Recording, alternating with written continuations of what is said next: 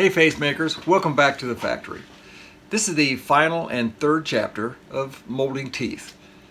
This is the case mold. So I want you to pay close attention, make your notes. If you have any questions, pop them down in the comment section and I'll see what I can do. At the end of the video, we're also going to do a little comprehensive review of what the molds look like when they're finished and how they're used. See you soon. Okay, now this is the upper teeth, and I'm going to do the case for it. The first thing you need to do is put a coating of crystal clear spray over your sculpture to kind of seal it off and protect it. Then I take some wet paper towels, just like you would do paper mache, and I put a layer over my sculpture to protect it from the clay that I'm going to put on it later.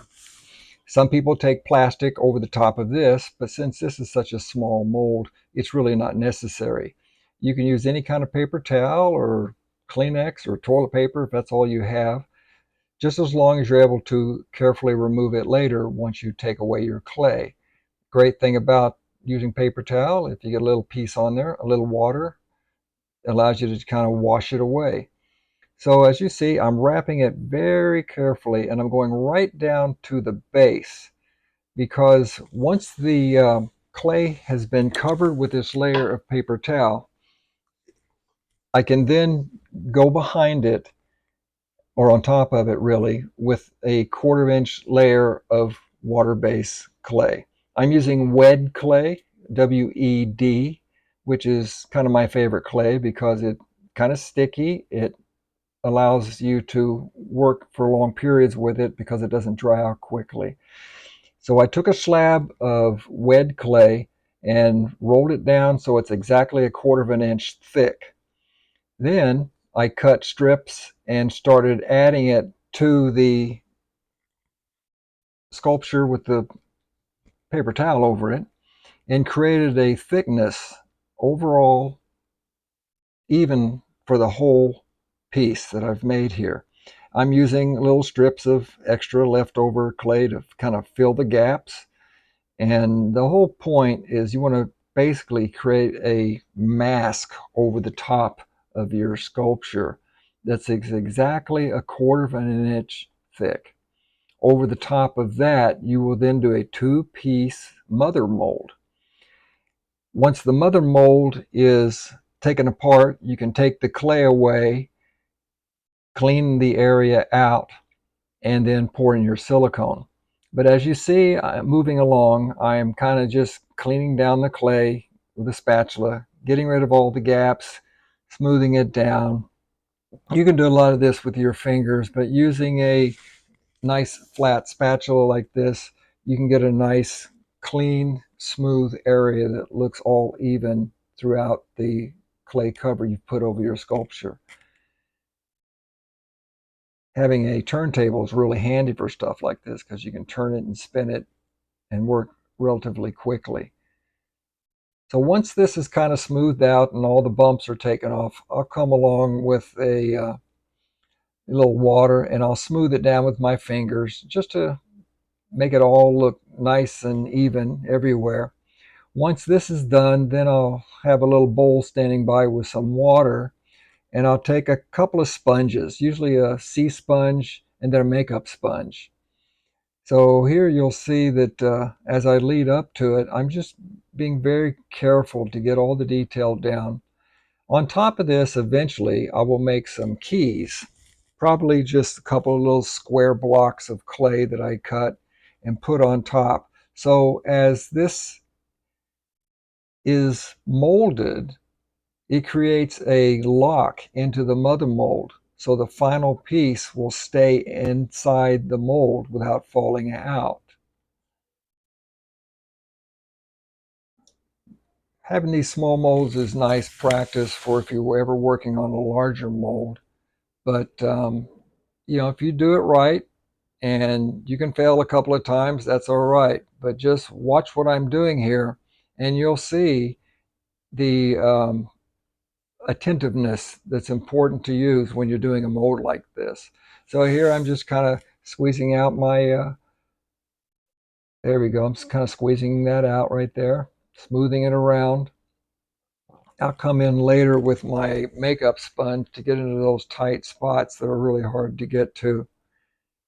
You notice on the edges there's a little bit of clay sticking out. Now that is what's called a sprue.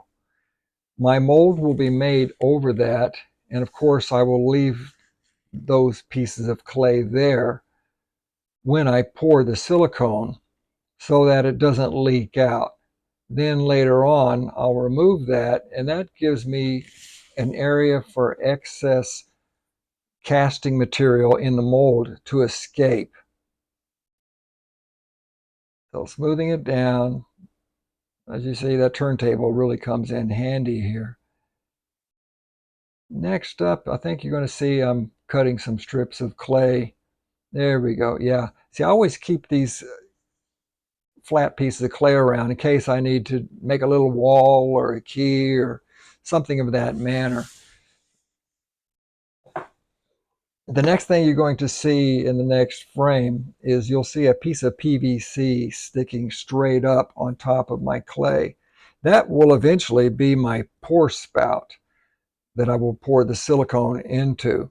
Now here I'm trying to figure out where I'm going to put my keys, and on the next frame you'll see where they ended up. There we go. So there's my pour spout sticking straight up. You can see I've got a key along the back, that little rectangle piece there, see it? And then I've got the sides, and then up underneath I've got a little square key as well. At this point I'm going to build a wall. There we go, there's an instant wall and a little floor on it. You see that little clay strip along the bottom? What that allows me to do is contain my UltraCal mother mold. And you see two keys on the base right there that are exposed. So my mother mold will lock on to the chin piece below, and the silicone will take the place of the clay that I put over my sculpture. Here I'm adding a little crystal clear spray. So as it's having all the UltraCal added, it just goes into place nicely.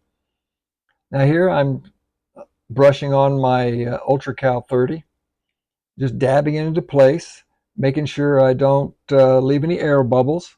Usually I'll kind of glop it into place, and then I'll use the tip of the brush to push it deep into the recesses and make sure that I get every square micro inch of hollow space filled with the UltraCal. Usually I'll do a brush on coat like this. Then I'll take my strips of burlap that you see off to the side, and I'll add a couple of layers of burlap. Since this is a small mold, it doesn't really take that much burlap or reinforcement material. The edges are important to keep a thickness so that when I put my rubber bands on and stuff, I have something for it to grip to. I mentioned that earlier about making my molds with a nice edge around it and then a thinner area in the middle. It's just as strong of a mold, and it allows me to clamp my mold together if I need to. So beyond this, I finished that side. I do a little bit of smoothing down. You see my edges, they are nice and thick, a nice mechanical shape. Here's my burlap. I've added several layers already there. Now the next frame, you'll see this half completed, and now I'm working on the other side. So I removed my clay once this set, and I brushed the exposed area of the UltraCal with a wax release. You can use Vaseline if you like, and that way the two halves of the mold will part easily without getting stuck together. You got to make sure you use a mold release when you're putting UltraCal against UltraCal. Now here I'm just kind of working and building it up, working around the keys, which does add an irregular shape. But as I go along, I add those layers of burlap in there. I go along my edges first and just really gingerly press them into place. So it takes about, 3 or 4 little pieces of burlap, and that's all I need. The rest is just built up UltraCal using my various spatulas. So tapping into place, making sure I don't trap any air bubbles underneath is important. So you see how I've gone around the edges and made that really strong and reinforced. And then of course, in the middle there, just, a single or 2 layers is all I need. That's a little backup piece I had there to put in there to make it extra strong. I like doing these kind of molds in UltraCal because if you happen to take the mold apart and it falls off onto the floor and cracks, at least you've got the burlap in there to keep it from falling into multiple pieces. So smoothing it down first with my plastic spatula, which is usually the lead in to picking up my stainless steel spatula for smoothing everything down and getting it nice and slick.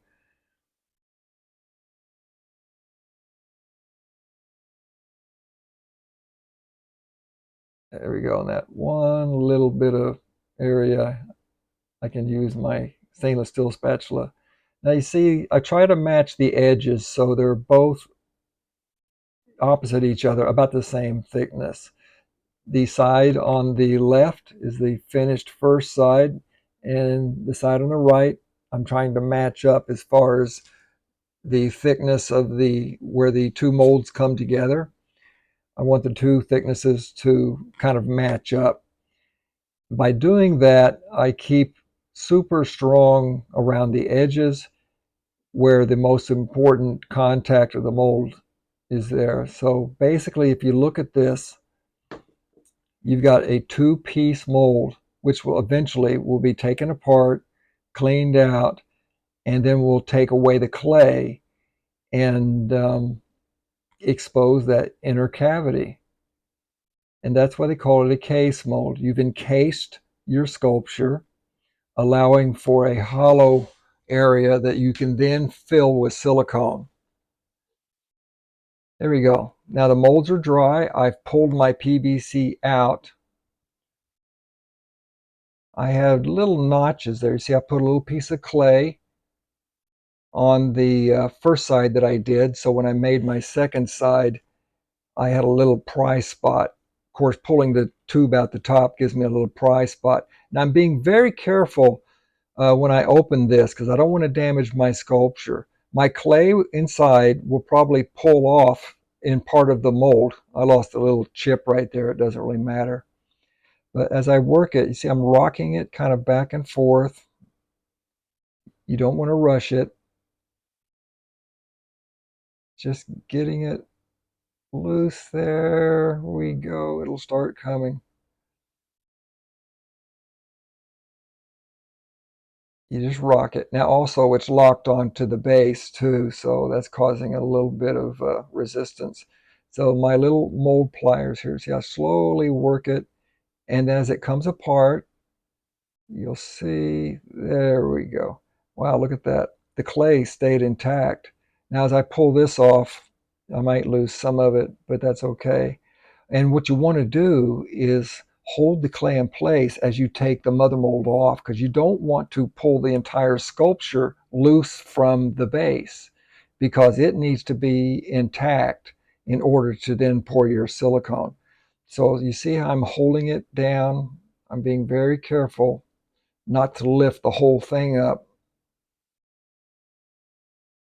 I slowly work it. You have to have patience when you do these things. If you rush or get a phone call, you can make a mistake. So I'm just working it around and slowly parting. There we go. Great. So it's fully intact. Maybe my keys came off into the mold, but now as you see, I'm pulling this whole thing away.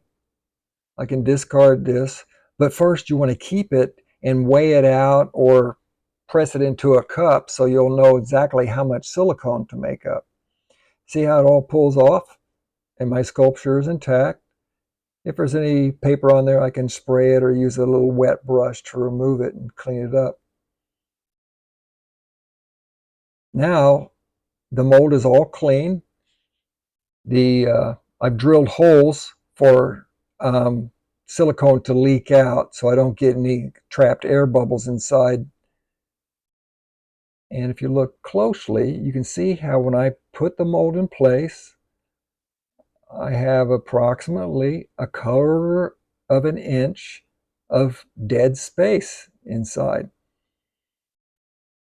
You have to be very careful on this test fit because you don't want to ding your sculpture.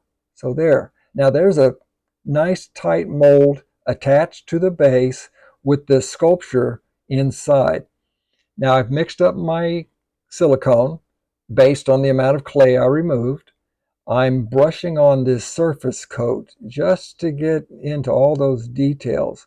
Because once this mold is closed, you have no idea of any trapped air in odd spaces of your sculpture. And because there's a little bit of an undercut by these teeth, I'm going to tip the mold at an angle. So I call it burping the mold. We allow air bubbles to find their way out the top.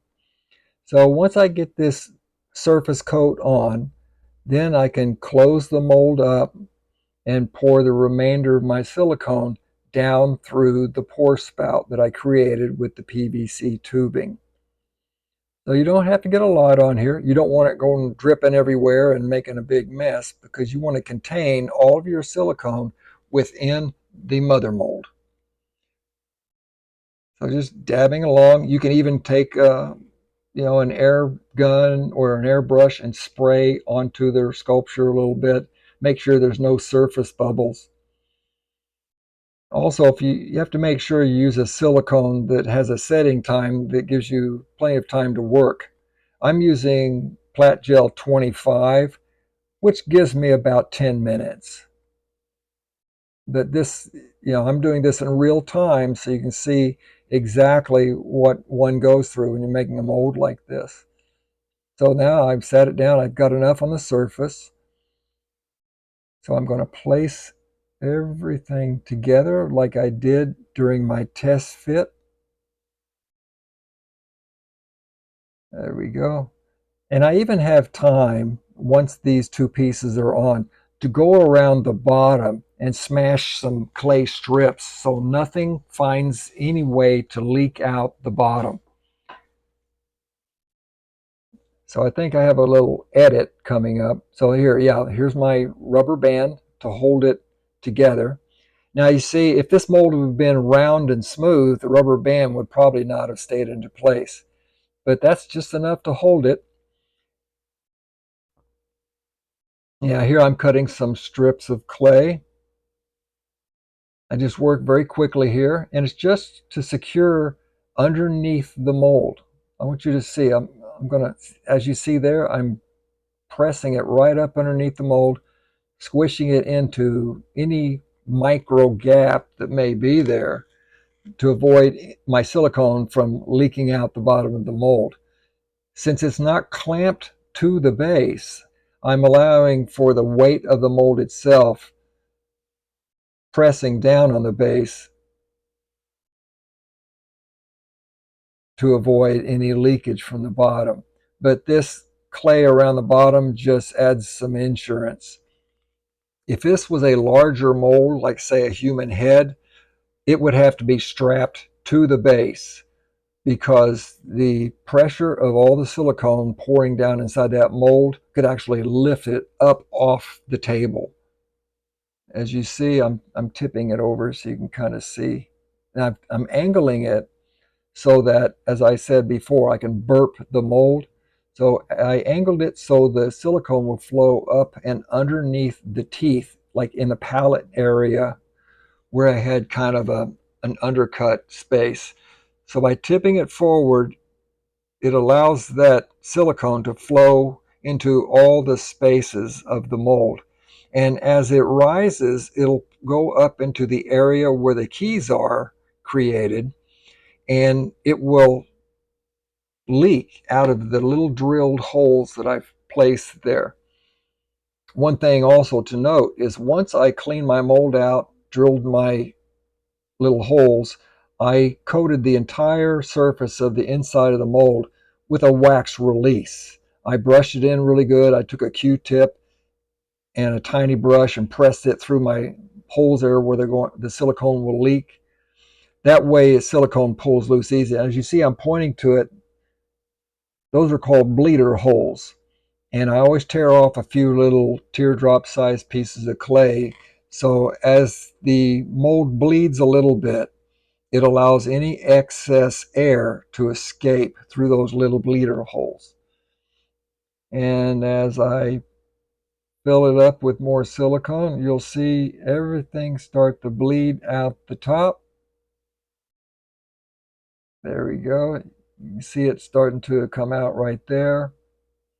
So I had several points for it to bleed, so I have to fill those once it bleeds good with a little ball of clay. Usually I'll shape it so it's got a little teardrop shape, and I'll push the point into the bleeder hole. That seals it down inside, and then a little button of clay on top holds it all into place.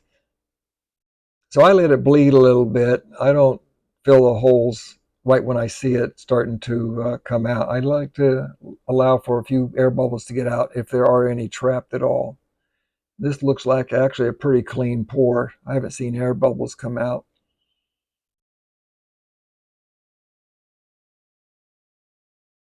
Yeah, so I'm cleaning my brush out right there with the little naphtha.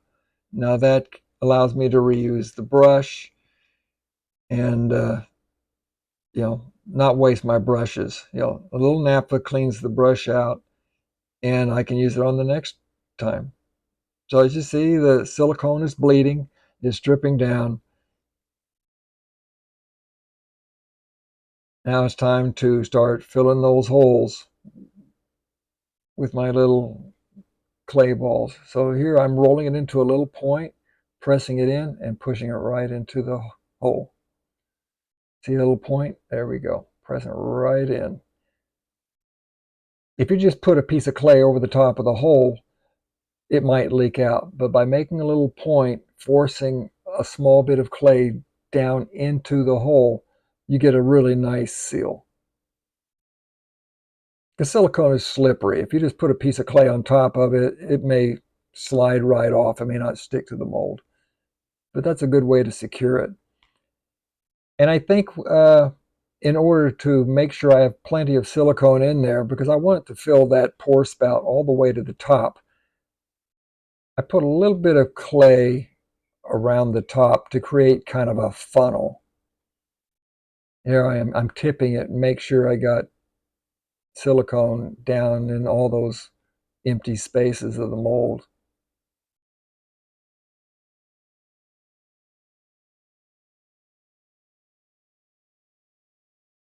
There we go. And you see, I use every little bit of silicone that's left.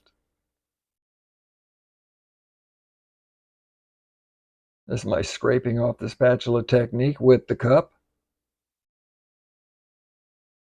It's always a great feeling to know that when you've made a mold that you used exactly the right amount of material. That's why I like case molds so much, because you can use the exact amount of silicone that you want. Whereas if you're brushing it up, you're kind of using a little more than you really need to. Now you see I'm creating a little funnel just to keep the silicone from pouring down over the top. And that little tiny bit that's in my cup, I can probably scrape out and pour down in there too. So this is basically what the mold will look like while it's setting. I come back, maybe I give myself a couple of hours because I want to make sure the silicone is good and set. So I'll set this off the side, come back later, and it's time to open it. There we go. I've opened the mold, pulled my clay little balls off the top of it. I've opened the mold, and now I do a little trim job on it. Knock off the tips of the spouts where it all came out, clean away some of those seams. And as you see, it uses actually very little silicone.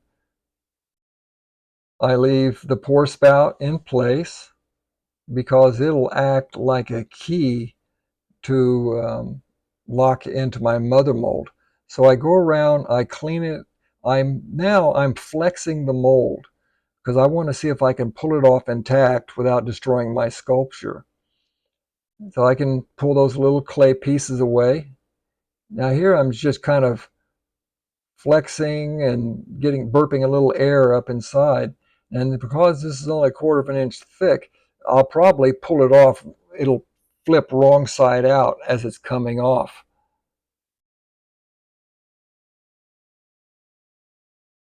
And I take my scissors. I usually trim all those little weird areas on the silicone so they look a little better. Okay, now it's time for the reveal. Let's see, I'm flipping it up. I go all around the edges first to make sure it's loose. And then as I pull this off, I'll reach underneath, hold the sculpture in place, and then flip the mold right off of it. There we go. Perfectly intact. And there you have the inside piece of my case mold. And it snaps into place. The keys hold it within the mother mold. The pour spout acts like a key. And when I put the two pieces together and press everything into shape, if you put a little Vaseline inside the mold, it'll help the rubber lock right into place. But you get the idea. You can see how it goes together. It's a little loose up at the top there. But okay, so as you've seen over the past few videos, these are the two molds that I've made. They're all finished. I've used them a couple of times. I want you to see really what they look like close up. You've seen the kind of the speed version of putting it all together, and this is how they work actually. So I use a rubber band to hold this one together, and the mold simply pulls apart. Now this mold doesn't have any keys here, so it basically locks into this piece, which is the brushed up section. Now as you notice, it fits just like a glove, but it can be a little tricky when putting it together. So this is the kind of drawback. You can put keys on the back of this by sticking on little ribs of silicone that you've pre-made with wet silicone and make keys in it. That's another way to keep them in the mold. But for this purpose, I didn't need to. And you can kind of see how it joins onto the base. And the reason I did it in two pieces is so I can go in and do the teeth separately.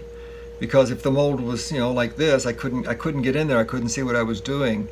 So now I can go in and do the teeth separately with white acrylic, and then doing a layer of pink acrylic into this area, and then of course put the mold together, and then up in here you can see would be the rest of the teeth, the giant teeth. So that's how this mold works, and real simple way to do things, but not as efficient as the next mold you're going to see, which you have probably just seen the making of this mold. This is called a case mold, and the reason it's called a case mold is you build your case first around your sculpture and create a hollow cavity. Within that hollow cavity, you then can pour your silicone. It coats your model underneath, locks into this matrix that you've built around it, and actually stays together very well. So I'll let you see how this looks. Now this is the face portion. This was an upper lip piece. Here is the mold. Now you notice how much less silicone I used for this mold.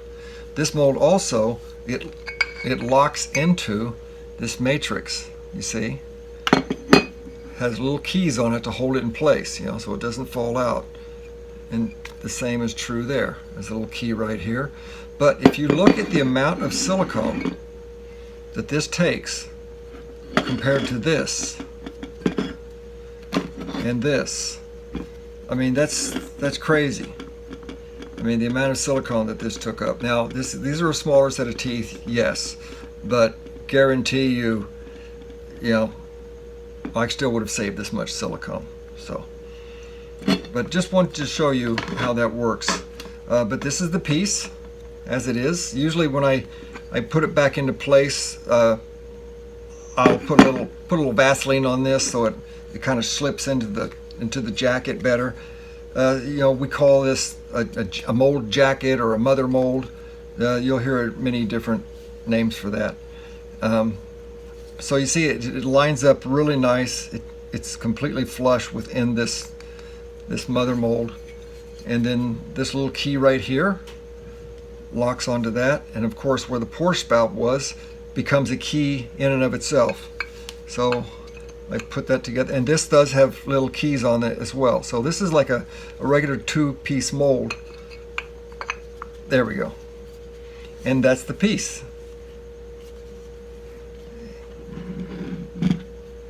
And on this one, what I did was I just did a layer of acrylic in there just to get a thin layer where the teeth were.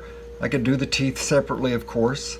So I put a thin layer of the acrylic in here and took it out, trimmed it, cleaned it, polished it, and put it back. And I put a mold release on the back of it. So what I had to do is create a soft, squishy foam piece to adhere to the face.